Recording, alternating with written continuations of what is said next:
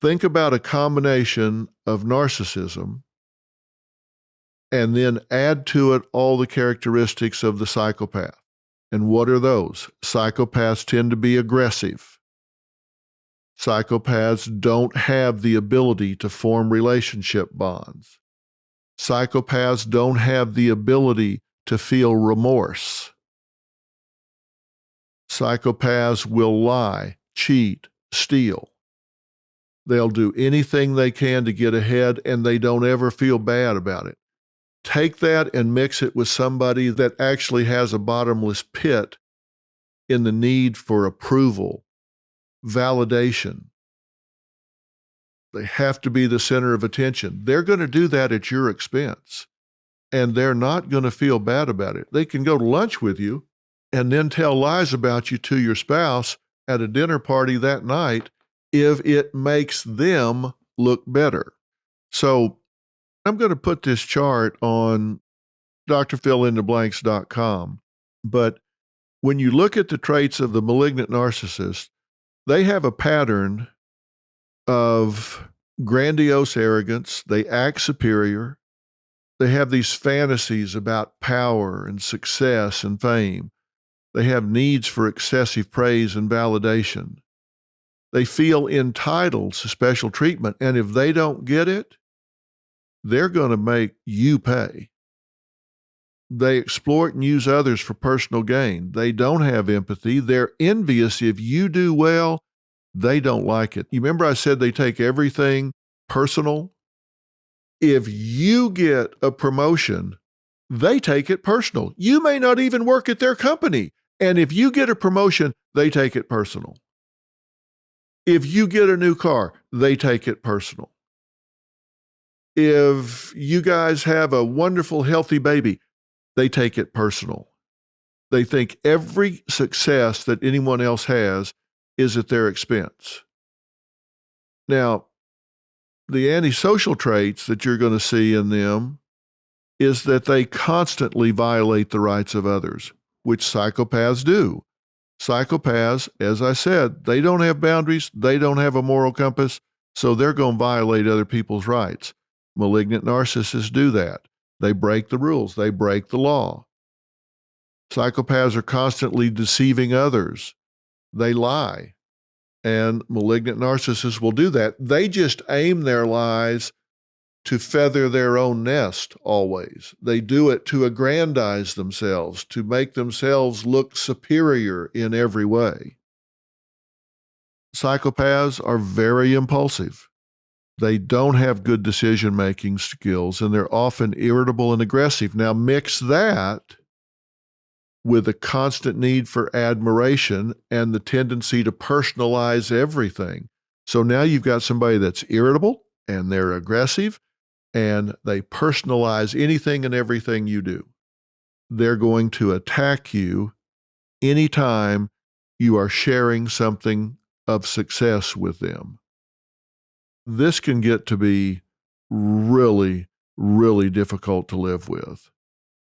When you're around somebody that is extremely arrogant and self-centered, and they discard the feelings and needs of other people, then that means you always are being used. You never get anything back in the relationship. There's never a time where it's your turn. It's your time. There's never any time where they come to you and say, "How are you doing?" And if they do, and this is very important, if a malignant narcissist comes to you and says, "How are you doing? Did you have a hard night? Did you have a hard week? Is something going wrong?" They're not interested in you. What they're doing is gathering information that will be turned into leverage to be used against you at a later time. You can never trust a malignant narcissist. If they come to you and they seem interested, they seem empathetic, they seem sympathetic, they seem to be concerned about your well-being, it's a manipulation. they're gathering ammunition to use against you later. They manipulate you so they can get leverage. Maybe it's against you, or maybe it's to use with somebody else. They're always fantasizing about ways to obtain more power and dominance over you. And if you share with them, if you take them into your confidence, you're giving them ammunition. Like, for example, you might be talking to a malignant narcissist and say that you find them, because they're so cold and manipulative, on a given day, they might be seemingly interested in you. And you go, wow, this is different. And so you get sucked in and you share something with them. And they might even bait you. They might tell you something about themselves, which will be a lie, by the way, in order to see if they can get you to reciprocate. And if you do, and you say, like they may say, oh, I'm having trouble in my marriage, and it just seems so unfair that I get judged all the time. And you might just in passing say, oh, I know what you mean. It's, sometimes it just seems like you just can't do anything right, And you might just be kind of saying that in passing, like, we all have those days. You might just be trying to empathize. Well, in their mind, they're writing that down. Okay, can't ever do anything right. When the opportunity presents itself and they feel like they can gain an advantage by going to your spouse and telling them that you said that they're judgmental and that they can never please them and never do anything right, and they're frustrated and they manipulate and spin it up, if they think they can use that and gain some advantage by alienating your spouse from you, they will do that. It may not be true at all what they're sharing with you about themselves to get you to loosen up a little bit. And if you're someone that they believe has criticized them, you better put your guard up, because acts of revenge are coming.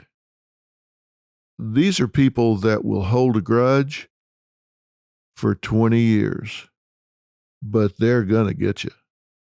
These are people that are so dark and twisted that they will harbor a grudge forever.